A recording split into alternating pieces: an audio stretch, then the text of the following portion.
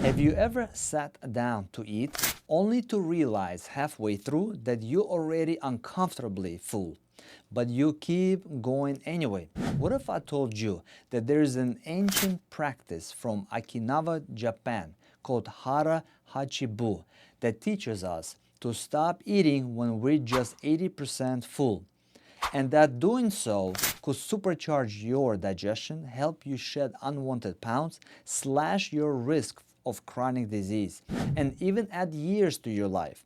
Today we're going to explore the rich history of Hara Hachi Bu, dive into what science reveals about it, and give you simple steps to make this life-changing habit part of your daily routine. The phrase Hara Hachi Bu literally means stomach 80% full.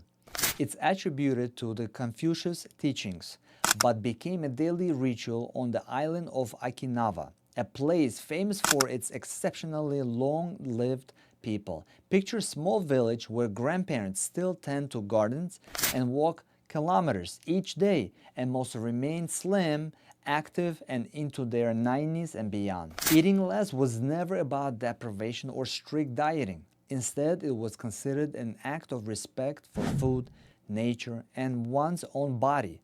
Families pass down the wisdom: before you feel too full, you should pause, reflect on your gratitude for meal, and leave little room for energy and vitality. In Okinawa, it's common to hear elders describe how they stop eating when their stomach signals, "We're nearly there, but not over the edge."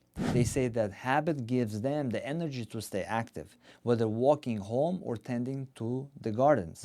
Could such a simple pause be the key to their remarkable longevity? Scientists have studied animals under mild calorie restrictions, similar to eating around 80% of normal intake, and found they live up to 20 to 30% longer. In humans, trials show improvements in heart health, cognitive function, and metabolic markers when participants eat modestly less without malnutrition. When you avoid stuffing your stomach, the digestive enzymes from your saliva, stomach, and pancreas can mix more effectively with food. This leads to better breakdown of proteins, fats, and carbs. Less undigested food means less bloating, gas, and discomfort. Have you ever noticed how sluggish you feel after a mega meal? That's your enzyme struggling to catch up. Overeating triggers big insulin spikes to clear glucose from your blood. Repeating spikes can lead to the insulin resistance, a precursor to type 2 diabetes. By stopping at 80%, you smooth out these peaks, helping your pancreas stay healthy and your energy levels even. Excess calorie intake promotes inflammation at the cellular level. Over time, chronic inflammation contributes to heart disease, certain cancers, and arthritis. Multiple studies link moderate calorie reduction with lower inflammation markers like C-reactive protein. Eating less turns on longevity genes like SIRT1 and pathway involving autophagy, your cell's cleanup process. This helps repair DNA, remove damaged proteins, and rejuvenate cells. Imagine hitting your body's reset button simply by minding your fullness cues. Enzymes are specialized proteins that break down nutrients into absorbable molecules. Amylase tackles carbs, lipase handles fats, and protease work on protein. When the stomach isn't overstuffed, the stomach acid stays at ideal levels, so enzymes work efficiently. Food moves steadily into the small intestine, giving the pancreatic enzymes time to join in. Less undigested food in the colon means fewer gas-producing bacteria activities. If you are struggling with gas or slow digestion, consider enzyme supplement, especially if you are eating a lot of processed foods, which are often enzyme poor. An enzyme specialist can recommend blends tailored to your diet and digestion needs. By stopping at 80%, you naturally eat fewer calories without a rigid plan.